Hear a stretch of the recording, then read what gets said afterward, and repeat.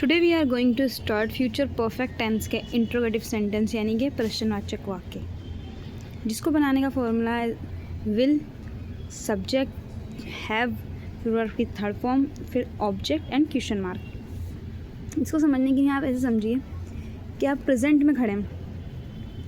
आप प्रेजेंट में खड़े होकर फ्यूचर का अंदाज़ा लगा रहे हैं क्या ऐसा हो जाएगा आने वाले टाइम में।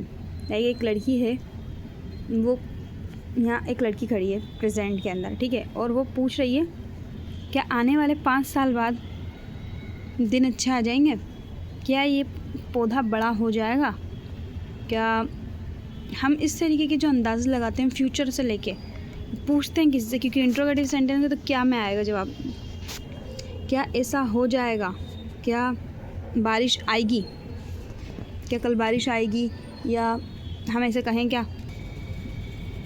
इसको हम इस तरीके से भी समझ सकते हैं, परफेक्ट की बात हो रही है तो मतलब कुछ हो चुका होगा, परफेक्टली हो चुका होगा। फ्यूचर की बात है तो फ्यूचर के अंदर कुछ काम परफेक्टली हो चुका होगा।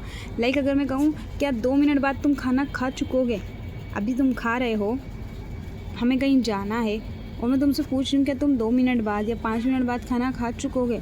कुछ ऐसे काम जो फ्यूचर में हो चुके होंगे और अपन प्रेजेंट में खड़े होकर अंदाज़ा लगा रहे हैं उस चीज़ का।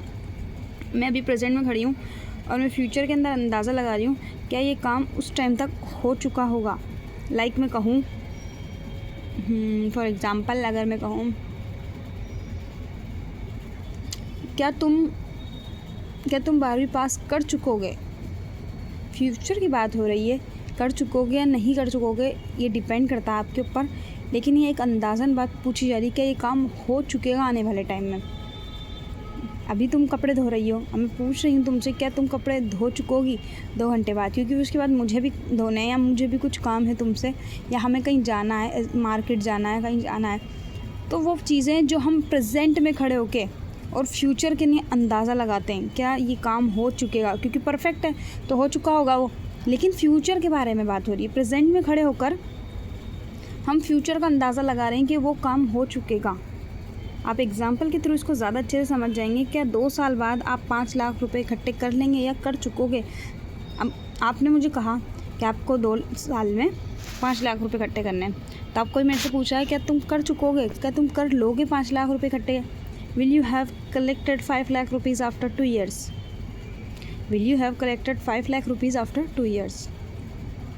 क्या तुम 15 मिनट में यहाँ से जा चुकोगे, अभी तुम यहीं हो, तुम्हें जाना है, लेकिन क्या तुम 15 मिनट में जा चुकोगे, मतलब चले जाओगे 15 मिनट में। फ्यूचर के बारे में अंदाज़ा लगाया जा रहा है प्रेजेंट में खड़े होके। Will you have gone from here in 15 minute, 15 minute में यहाँ से जा चुकोगे। क्या वे 2 मिनट में ये दूध पी चुकेगा, अभी वो पी रहा है, 2 मिनट बाद क्या फ्यूचर का अंदाज़ा लगाया जा रहा है कि वो पी चुकेगा। अभी तो वो पी रहा है ना, लेकिन प्रेजेंट में खड़े होकर हम फ्यूचर का अंदाज़ा लगा रहे हैं। Will you have drunk this milk just in 2 minutes?